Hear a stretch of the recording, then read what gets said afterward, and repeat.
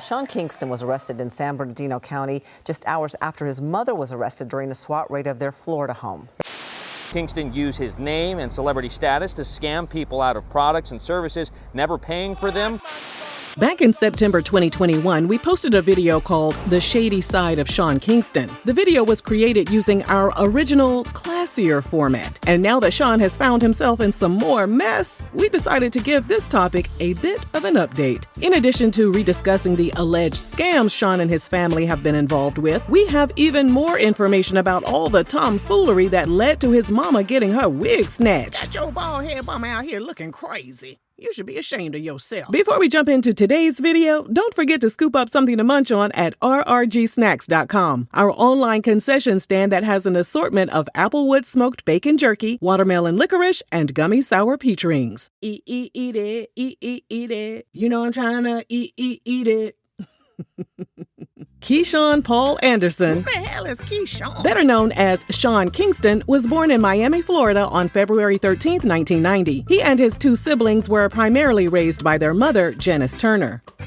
Around the age of 5 or 6, his family moved to Kingston, Jamaica. Sean told Blues and Soul website that while in Jamaica, he got to connect with his grandfather, the legendary Jamaican producer Jack Ruby, who worked with Bob Marley and Burning Spear. Sean also claimed to be the nephew of an iconic dancehall artist, Buju Banton. About 3 years later, his family returned to the States. According to the Miami New Times, Sean was displaying behavioral issues by constantly fighting and getting tossed out of school. With no other options, his mom sent him to a 5-week boot camp in Orlando. Sean said the experience made him a better person, and the strict schedule provided him with the structure he really needed. But upon his release from boot camp, he continued doing hood rat stuff with his friends. So he was sent back and forth between Miami and Ocho Rios, Jamaica, where he had relatives. As his mom noticed his desire to create music was getting stronger, she purchased him the equipment he needed to make his dreams come true. See that? Even though you was a badass, your mama still came through for you. Right before his 15th birthday, his mom was sentenced to 2.5 years in a federal prison for tax evasion and bank fraud. Oh, Lord, not the mama. What in the No. bomba clock? Lock her up. His sister was somehow connected to the case and was sentenced to probation. However, after his sister failed to answer her phone while she was under court-ordered monitoring, she was locked up for 4 months. The family that scams together stays together. Okay. While his mom and sister were away, their family lost everything. Sean told Blues and Soul website he went to live with other family members. His behavior got even worse until he decided it was best to live on his own. He was homeless for a while and cut grass and performed other odd jobs in order to make extra cash. He also focused more on making music because he knew that was the only way he could save his family. After getting cheated on by a girl he described as the most beautiful girl in school, he wrote the song Beautiful Girls and began reaching out to various musicians on MySpace. Sean told MTV he messaged Dr. Dre and Swizz Beatz, but they blew him off. Beat it ass shit. He also contacted producer J.R. Rodham. He copy-pasted the same message to J.R. 5 times per day until J.R. finally responded. J.R. gave him the runaround for a minute, but when Sean moved with his brother out to L.A., he contacted J.R. again and asked if they could meet up. J.R. finally allowed Sean to audition for him. He signed to J.R.'s Beluga Heights record label and released his self-titled debut album in 2007. The album was packed with multiple bops, including Beautiful Girls. You're way too beautiful, girl. The song peaked at number 1 on several charts and was certified 2 times platinum in the U.S. As of this video, the music video has more than 1 billion views on YouTube. But straight out of the gate, people were very suspicious of Sean. There were a lot of holes in his life story, and people were a bit put off by his Jamaican accent. Well, go on, it's your boy Sean Kingston. Sean, let Auntie Regina help you out with the accent, okay? Y'all mom, it go like that. Try it, you try it. Sean was always quick to talk about his grandfather, Jack, and all the advice he had given him. Sean said, he'd often sit me down and just be like, yo, this industry is crazy and you gotta keep focused. You gotta keep God first. In a subsequent interview with MTV, Sean said he would go to the studio with his grandfather and they would vibe out together. He also said he had a front row seat to witness how his grandfather created songs for so many musical legends. Come to find out, it was all a lie. Yeah. What in the bomba clock? Lee. Jack passed away in 1989, and Sean was born 1 year later in 1990. There's absolutely no way he was in the studio with his grandfather, or even having the conversations he claimed they had. What in the line for no damn reason is going on here? Y'all know what probably happened though. He probably just imagined times that he would have liked to have with his grandfather. And you know how sometimes when you imagine stuff, reality gets away from you, you know what I'm saying? I'm sure when he was being interviewed, he was like, hell, here I am telling my damn fantasy. This ain't reality. His second album, Tomorrow, was released in 2009 and included features by Wyclef Jean and Good Charlotte. At this point, his mom and sister had been released from behind bars, and Sean was ready to share his newfound wealth with them. According to the Miami New Times, he splurged on a Bentley for his mom and bought her a new house. Perhaps Sean leaped into purchasing lavish items too quickly, because following the release of his second album, things began to unravel. Say it with me, nieces and nephews. Here we go. Here we go. He finally confessed that he wasn't related to Buju Banton. Dirty liar. Dirty, dirty liar. And then in 2010, a 19-year-old woman accused him and some of his associates of taking advantage of her in a Seattle hotel room. Sean admitted they had an encounter, but he said it was consensual. Eventually, the charges were dropped due to the accuser's inconsistent story. And then in 2011, while riding a jet ski with a woman in Miami, Sean miscalculated how high the tide had risen and ended up colliding with a bridge while going 35 miles per hour. He and the woman were catapulted into the water, and Sean was knocked unconscious. He was diagnosed with a torn aorta and had to undergo emergency open heart surgery. He spent 11 days in the hospital. From there, it seemed like trouble followed him wherever he went.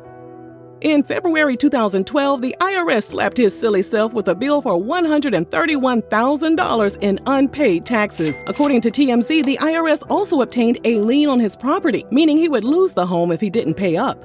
2 months later, in April 2012, after falling behind on his and his sister's Maserati payments, the finance company ordered him to pay $3,500 in back payments, plus an additional $29,000 for the remaining balance on his leases. Ooh, you're making my head hurt, Sean. Pay your damn bill. Thankfully for Sean, he was able to pay in time to avoid having the vehicles repossessed. 2012 was a crazy year, but 2013 was about to be even worse. Lord, let me top off this margarita and grab me a plate of jerk chicken, because I know this is about to be some mess, honey. Remember the woman who accused Sean and his associates of taking advantage of her in a Seattle hotel room? Even though criminal charges were dropped, the woman still filed a $5 million civil lawsuit against Sean, his bodyguard, and a band member. The woman said her life had been ruined following the encounter. Sean settled with her out of court. Sources told TMZ he didn't settle because he was guilty. He settled because he was about to go on tour and didn't want anything to prevent him from focusing on his music. Excuse me, but didn't Diddy's lawyer say the same damn thing? That he didn't settle with Cassie because he was guilty. And then the feds kicked in Diddy's doors. And then that hotel video dropped. You know what? Me no business, me no business. Sean released his third album, Back to Life, in September 2013. The album featured several popular musicians, including Nicki Minaj, T.I., Chris Brown, and 2 Chainz, to name a few. Unfortunately, the album wasn't as successful as the first two. Many suspected that as his popularity decreased, Sean's money dried the hell up as well. In March 2014, TMZ reported that his G-Wagon and Bentley were repossessed after he fell behind on payments. 5 months later, a New York jeweler slapped him with a lawsuit for failure to pay for jewelry Sean obtained from them from 2008 through 2013. A judge later sided in the jeweler's favor and awarded the company a default judgment of $356,000. With people convinced he was brokety broke, Sean told Gulf News website people don't see the story behind it, so they just see on TMZ that Sean Kingston is being sued for jewelry. He's broke. How am I broke? Shut your broke ass. TMZ won't put up the fact that I just bought the house for $8 million, and I actually asked them to, but they'll put up these lawsuits to sell this idea that I'm broke. Shut your broke ass. Then came November 2015. A Los Angeles-based company accused Sean of owing them $225,000 for a watch. According to TMZ, Sean stopped making payments on the watch because he didn't think it was worth the amount the company charged him. Even and scheming. And then there was a jeweler in Florida who sold Sean a Rolex watch worth $59,000. Sean paid for some of it, but skipped out on the balance of $25,000. A judge later ordered Sean to pay up. Pay them people, Sean, with your broke ass. While all that was going on and Sean was down bad, he opened up his doors to Safari. What in the bombo clot In an Instagram post, Safari expressed his gratitude for Sean taking him in after he went broke in 2016. Safari wrote, "I was living with Sean Kingston for almost 2 years. I am grateful to this man and his family. At one of my lowest times in life, he held me down like no other." Well, that's one link up Auntie Regina didn't have on her bingo card. In July 2016, Sean had his chain snatched at a West Hollywood club. Sources told TMZ the chains were worth an estimated $300,000. Rumors spread that Meek Mill accused some of the game's affiliates of being involved in the chain snatching, which started a big, messy social media beef. But in the end, the case was closed because Sean stopped cooperating with authorities.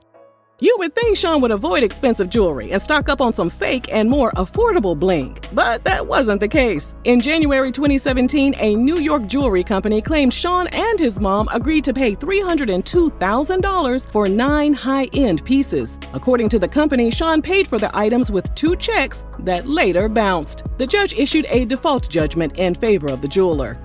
Around this time, people started to notice that Sean was becoming more popular for his legal issues than his music. No one was even surprised when it was reported that he got into it with the Migos in Las Vegas, and one of Sean's associates got locked up for firing a shot in the air during the commotion. Sit your ass down somewhere, wasting them damn bullets. Thankfully, no one was hurt. Sean was back to his old ways in 2017 when a Florida jeweler accused him of bouncing a check he used to purchase a Rolex. The jeweler tried to collect the debt for 4 years, and when he was unsuccessful, he took the matter to court. The results of the case are unknown. Sean was quiet for a few years and stayed out of the news until December 2020, when a warrant was issued for his arrest after he failed to pay a $45,000 jewelry tab. Ninja, just go to K Jewelers, hell. While all that was going on, his fans wondered if he'd ever have time to drop another album. Sean told Billboard he got caught up in some bad situations, and he was stuck in a bad record deal that he signed when he was young and naive. He said, "I signed a lot of contracts.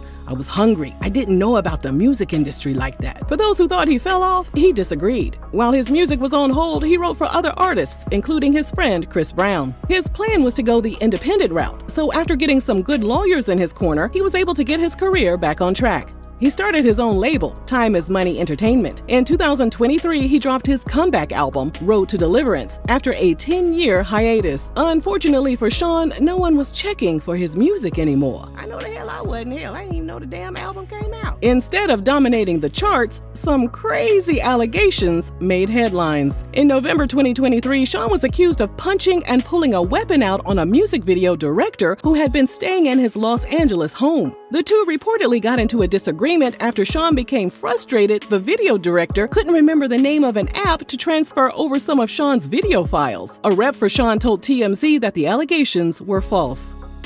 That same month, a lawsuit was wrapping up against Sean and a jeweler who claimed he stiffed them for $1 million worth of watches. Not again. The jeweler claimed they flew from Malaysia to Sean's house in LA to hand deliver the watches. So he had to start scamming people outside the country. Everybody at the jewelers convention in the U.S. was like, don't sell to Sean Kingston. Sean promised to send the payment via wire transfer. Sean later told the jeweler his initial wire was rejected because it was flagged by his bank due to the large amount being wired overseas. From there, Sean came up with a bunch of other excuses until Sean eventually stopped responding to the jeweler entirely. Because Sean failed to show up in court, the jeweler demanded a $1 million default judgment in November 2023. That brings us to May 23, 2024, when Sean's Southwest Ranches, Florida home was raided. Sean wasn't there at the time, but his mom was arrested, and her mugshot was plastered all over the internet. Jesus be a bust-down lace front. Her head big as hell, ain't it? Cops allege that over a 6-month period, Sean and his mom stole almost $500,000 in jewelry, more than $200,000 from Bank of America, $160,000 from a car dealer, $100,000 from First Republic Bank, and $86,000 for a customized bed. His mom posted a $160,000 bond and was released a few days later. During the raid, the authorities confiscated several items, including a giant LED TV screen worth over $100,000. A few hours after the raid, Sean was performing a show in California. After stepping off the stage, he was immediately apprehended. As of this video, Sean has waived his rights to fight extradition in California and has agreed to go back to Florida, where he and his mother are facing 10 charges of theft and fraud. In a statement to the LA Times, his lawyer stated, "We deny all of the allegations and look forward to trying this case to a Florida jury." These new allegations are unsurprising for those of you who watched our first Sean Kingston video. In fact, many people are wondering why it took so long for Sean to finally be held accountable for his actions. He's still in custody and is innocent until proven guilty, but we'll definitely keep an eye on this case and we'll report back to our besties. If you enjoyed this video, let us know down below, and thanks for watching RRG. What in the line for no damn reason is going on here with your lying ass?